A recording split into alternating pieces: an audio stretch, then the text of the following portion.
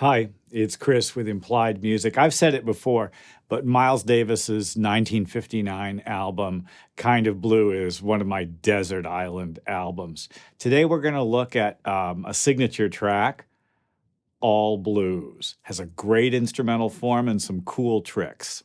Let's jump in.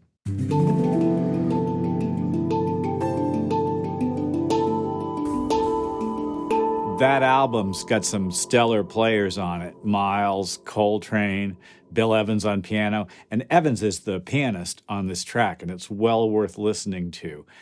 There's almost impressionistic chords before it sort of drops into this very cool groove. Here's what the chart looks like. And as you can see from the real book, it's organized in 6/8.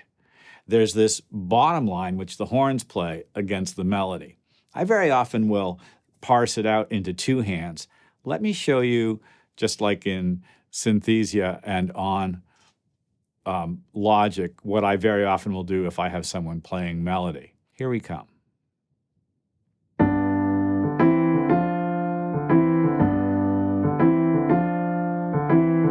It's a G7 vamp.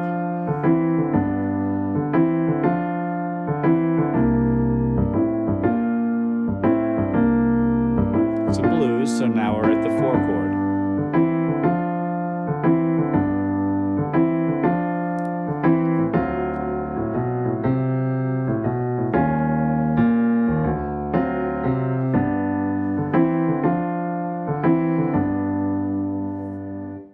So let's take a look at the chords. I'll show you how I think of the instrumental form. We'll break it down a little bit. Let's just run this here.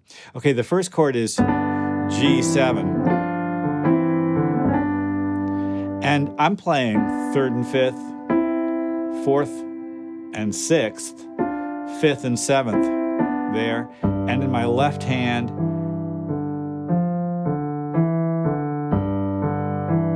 kind of a little, that's what the bass player does. I think it's Chambers on this album.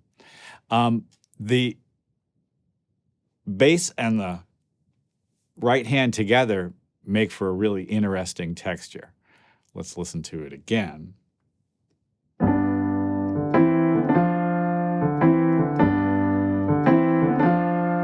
doing a little, which is a lot of fun. Well, going on, I go to a C7 chord, and all I have to do is take the B down to B flat.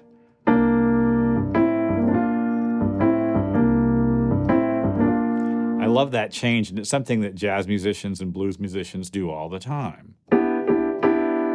That's my G6, or roll around, G7, and then the B going down to B flat. I get a nice solid C9 chord. It's a 7th with a 9th. Well, that's my chord for this.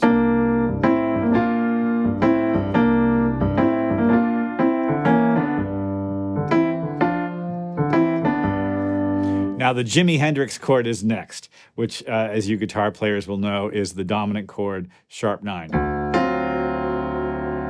That's D7, sharp 9. This tone here, which looks like an F, is actually E sharp. So cool, right? Right? Well, this is where Miles's genius comes in, because what happens is not a conventional 5, 4, 1, but rather he does this 5, and then he goes up to flat 6, another dominant chord, and you can see I'm playing it with the 9th still on top. The F remains on top. D7, sharp 9, E flat 9, and then back down again to the D7 before relaxing. Home again. Well, it's just so much fun, that moment. So that whole sequence, 5, flat 6, 5, back to 1, like so.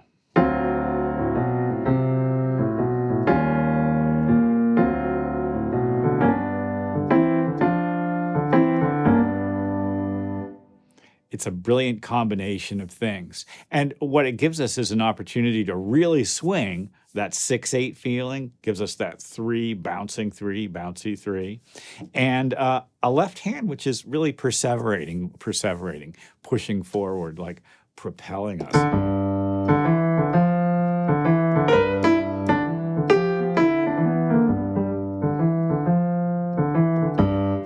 It's a classic left-hand bass line, right?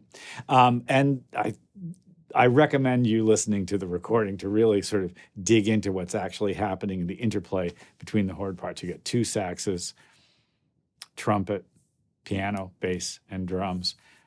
Classic sound.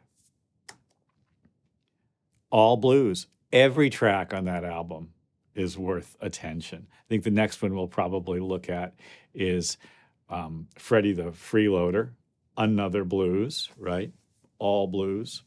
Kinda Blue is the name of the album. Well, I hope this has been useful. Like and subscribe and ding the bell. You'll be notified when I do my next video. Thanks for the attention. I'll see you next time.